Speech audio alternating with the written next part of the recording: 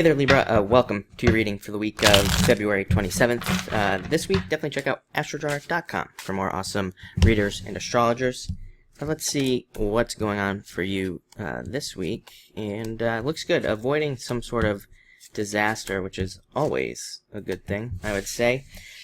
And yeah, maybe even some second chances coming in for you this week. Not the usual message of this last card that you have here, but it's interesting. You start with a 6, end with a 6. Sometimes I think when this happens, it's kind of like getting a do-over. Maybe not a second chance. Maybe just doing a do-over. I guess that's the best way to put it. But you start off with a 6 of Hearts. Definitely a good card. To me, this card represents returns. There are two cards in the deck that I equate to things returning to us, the King of Hearts and the 6 of Hearts. They both, to me, represent things that you did in the past coming back to you, basically. Could even be just karma. Like, it could be some good deeds that you did in the past, something nice you did for somebody in the past, kind of returning to you. Also, a great card for love. If you are already in a relationship, it can represent that relationship getting deeper and just feeling better feelings in that relationship, more or less.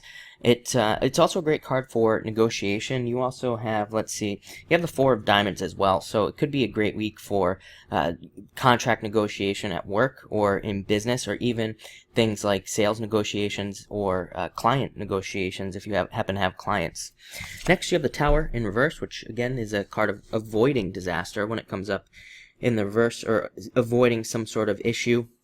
I feel like this week you could see actually how you avoided something in the past. There's I think after this eclipse is probably one of the more interesting eclipses we've had in a while, mostly because of all of the transits going on at the same time and kind of where it is in the sky. It's in a very interesting part of the sky, kind of almost in Aquarius. Maybe even some astrologers would argue that it is happening kind of in this area of Aquarius and Pisces, first decan of Pisces.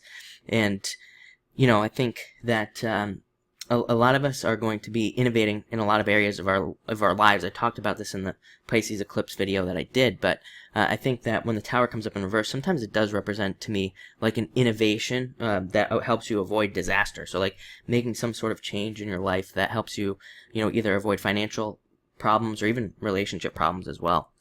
Next, you show up as the Jack of Spades, and you also show up as the King of Spades, which is very interesting. Jack of Spades to me represents using your resources and also changing the way you use your resources. Pisces solar eclipse, that's what I'd say definitely has to do with, is how we use our resources, how we even trust our energy, our feelings, and things like that. This is we have Sun conjunct Neptune I should say, if you're watching this after the eclipse. It was Sun conjunct Neptune during the eclipse, and this is how we use our emotional resources, our feelings, basically. When Sun and Moon were both conjunct Neptune, I should say. I mean, they were right on top of each other. And again, we could be thinking a lot about, how we even use our feelings. I think that's kind of like something that's missing for people as well. They don't really know how to use their feelings to get what they want. And again, 6 of Hearts, negotiation, and being able to mimic feelings and things like that to get what you want. Next, you have the King of Spades, having been through a lot of difficulties and reaching a new level, kind of, and also realizing that your problems are your own. I think after this eclipse, a lot of people will be fixing a lot of their own problems, fixing things that are going on for them. So this card makes a lot of sense as well, coming up after that eclipse. We also have this Jupiter in Libra. And Jupiter is also kind of playing off of all the planets during the eclipse as well. And I think that this could have to do with, looking at your past issues and trying to figure out what's going on there.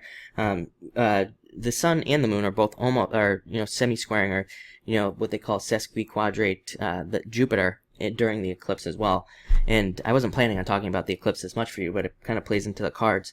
And I think both of these positions have to do with self-control, and that's what the King of Spades kind of represents, I think, in a lot of ways. It represents us becoming more in control of our lives to get what we want. So very, very good card there. Next, you have the 4 of Diamonds, new jobs, new businesses, better money, better financial stability coming in for you, and the ability to get that as well.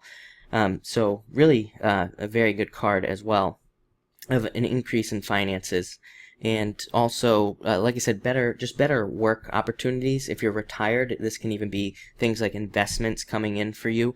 Sometimes this can be a card of like making decisions about money as well. Like, it might sound morbid, but if you're like planning out a will or something like that, you could be dealing with a lot of where money is going and how to handle money. Very good card for investing.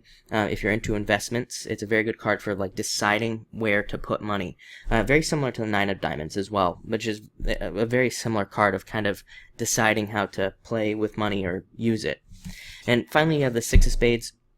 Six of Spades represents fate and fated things happening for you, so I do think there is an element of fate. I mean, eclipses, a lot of people say that they have a lot to do with fate and fated, events happening for you, so I think there is an element this week. It's also a card of momentum, things speeding up for you, things getting faster. Definitely looks like a very interesting week, so thank you for watching, and enjoy your week.